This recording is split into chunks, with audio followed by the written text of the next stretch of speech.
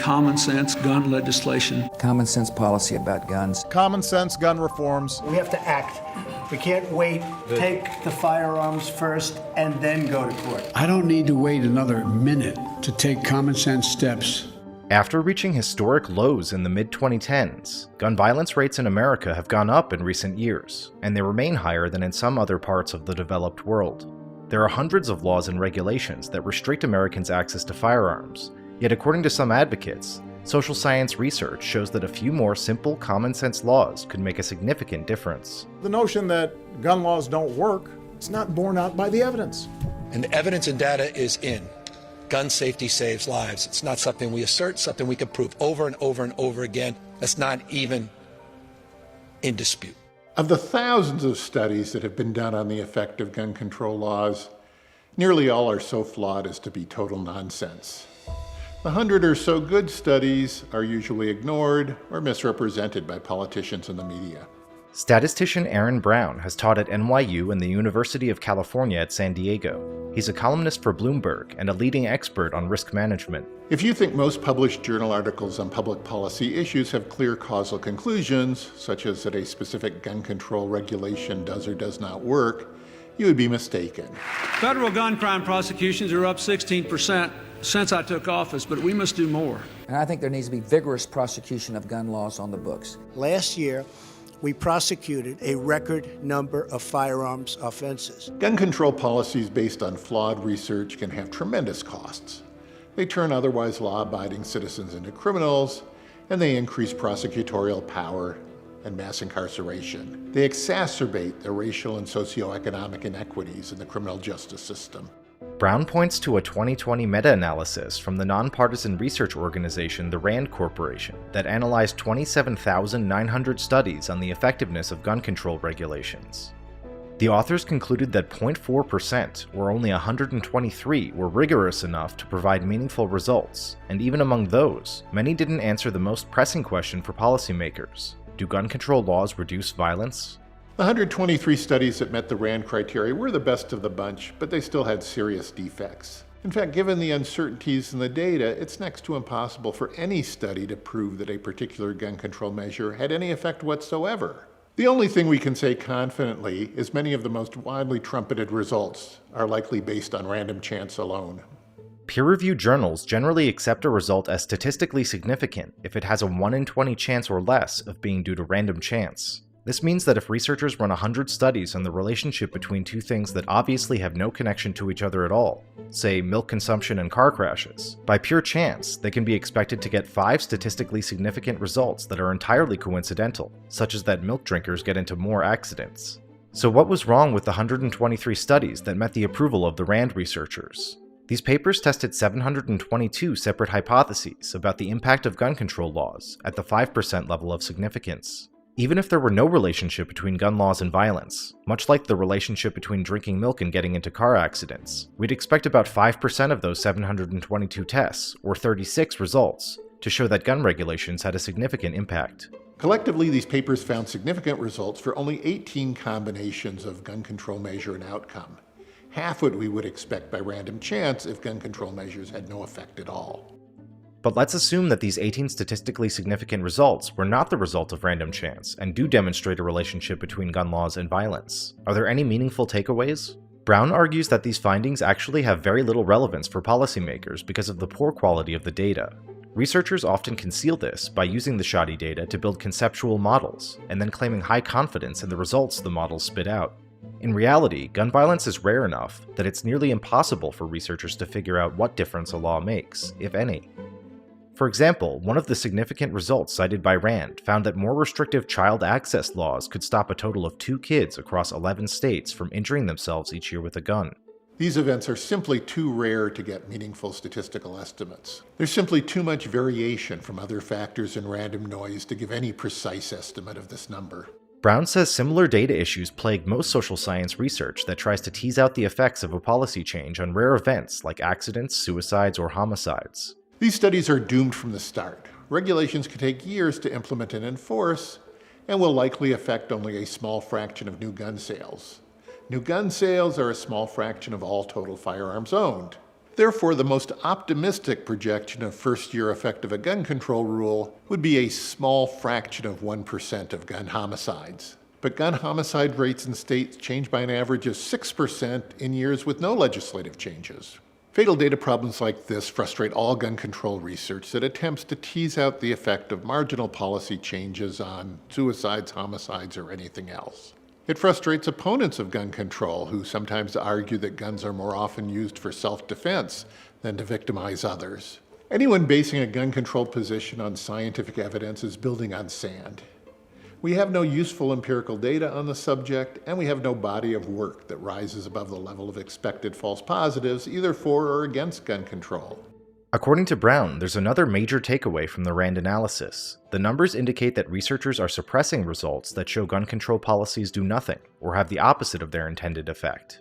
Of the 722 hypotheses contained in the 123 studies that met the approval of the RAND researchers, only one significant result found that a gun control measure had made gun violence worse. Even by random chance, those studies should have yielded about 36 false positive results, and roughly half of them should have shown the opposite of what researchers expected. So why is it that only one published finding showed that a gun control measure didn't work? Given the vast number of studies done, the vast number of hypotheses tested, we would expect more of these negative results by random chance alone.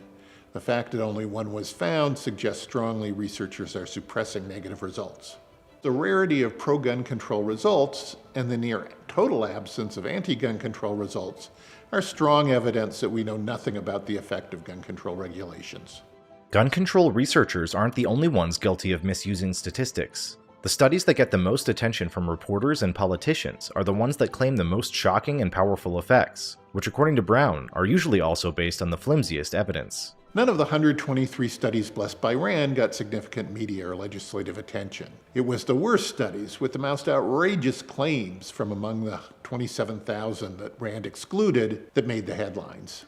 Hundreds of studies have been done comparing gun homicide rates before and after states changed their gun control laws. One prominent study made the astounding claim that a permit requirement for handgun purchases in Connecticut reduced their gun murder rate by 40%. It's common sense. You should need a license to buy and own a firearm.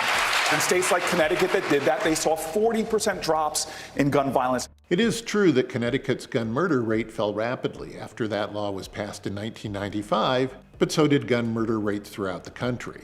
In order to form a conclusion about the effect of the Connecticut law, you would want to compare Connecticut to something as similar as possible that did not make the change. But the authors do not compare Connecticut to itself in prior years, nor to all other states. Their 40% claim is the actual murder rate in Connecticut compared to something they call a synthetic Connecticut that they constructed for the purpose of their study. A combination of mostly Rhode Island, but also Maryland, California, Nevada, and New Hampshire. The paper claims to show a 40% decline in gun murders in Connecticut as compared to synthetic Connecticut, but Brown says this entire effect is due to the fact that Rhode Island experienced about 20 extra murders between 1999 and 2003, and synthetic Connecticut was more than 72% Rhode Island. Even comparing to synthetic Connecticut, the decline the authors found didn't last. Although the law remained on the books, by 2006, the gun murder rate in Connecticut had surpassed synthetic Connecticut, and continued to increase to the point where it was 46% higher. The authors, despite publishing in 2015, elected to ignore data from 2006 and afterwards. They're making strong claims based on complex models and uncertain data. Worse, they cherry-pick their time periods and locations to get their preferred outcome. This is unfortunately common in social science research on gun control. We know that states with the most gun laws tend to have the fewest gun deaths. What people in Vermont, and I suspect New Hampshire, understand is that guns in our part of the world are very different than guns in Chicago, Los Angeles, and New York. The real story on gun control is that states with strong gun control regulations are different from states with weaker gun control regulations. They're richer, more liberal, more urban, and they have lower murder and suicide rates. The effect is almost certainly the reverse. Places with low crime rates are more willing to give up personal guns, and richer people put more trust in the police to protect them from crime.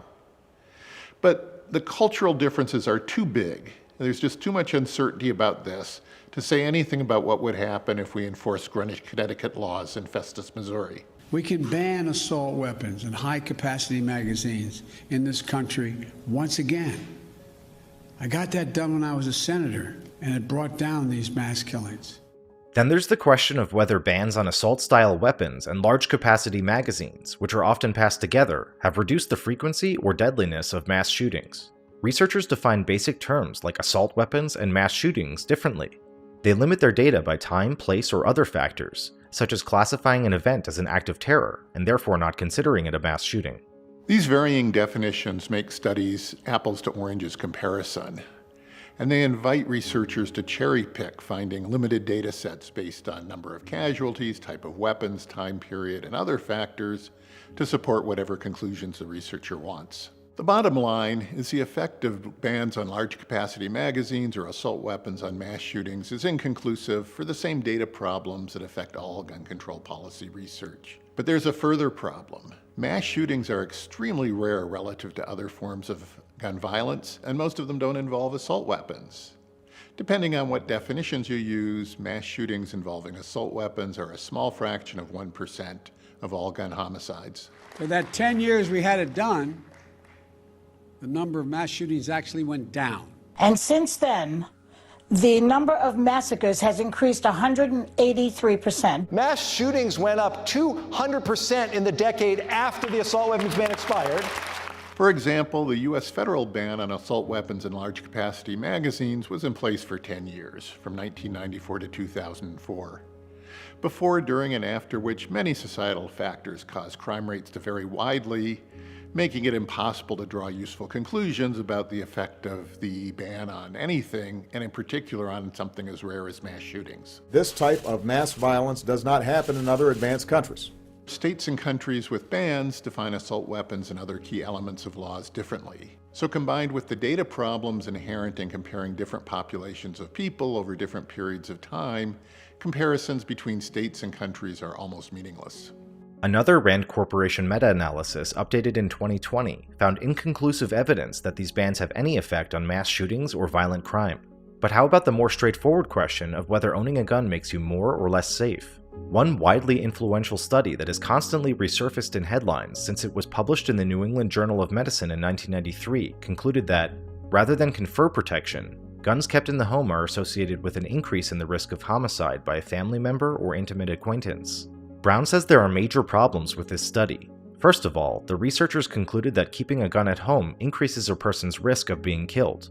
But nearly half the murders they included in their analysis were not committed with a firearm. And among gun owners who were killed with a gun, the authors didn't establish whether the weapon used was the victim's own gun or if it belonged to another person. But Brown says the main reason research on this topic is inconclusive is because the answer almost entirely depends on individual differences that can't easily be controlled for in social science research. A gun expert with a gun safe in a high-crime neighborhood may well be safer with a gun, whereas a careless alcoholic living in a low-crime area who keeps loaded guns in his kid's closet is certainly going to be less safe. People want a simple overall answer to whether guns make you less safe or more safe in order to inform legislation, but social science cannot deliver that.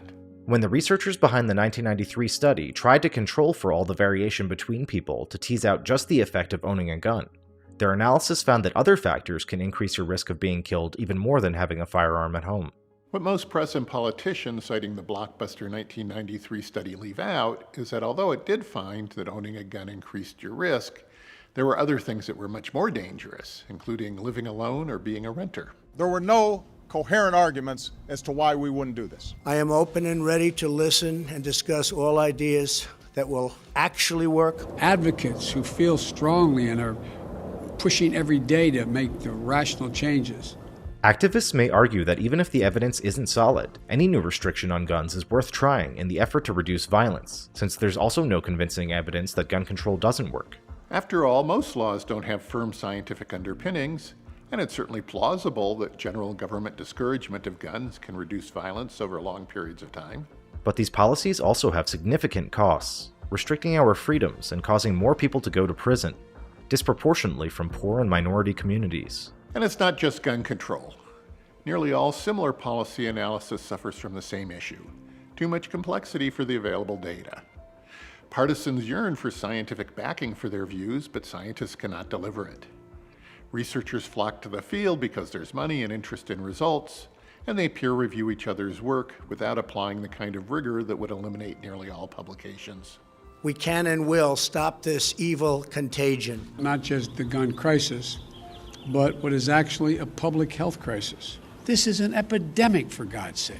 In the 1990s, the NRA convinced Congress to cut all of CDC's funding for gun research. But now, in a stunning turn, the current director of the CDC is announcing a plan to reduce gun violence. The director of the CDC, Rochelle Walensky, declared in August that the agency would begin treating gun violence as a public health crisis, and Congress approved an initial $25 million in new funds toward scientific research on the topic. For those who are worried about research in this area, I'm not here about gun control. I'm here about preventing gun violence and gun death. These are complex issues that require rigorous scientific investigation to come to any kind of useful conclusion, and they depend far more on individual variation as well as broad social and cultural factors than on any regulation. We should not panic and pass more laws that sweep up innocent victims while doing more harm than good, all with the alleged backing of science that can't possibly tell us what we need to know.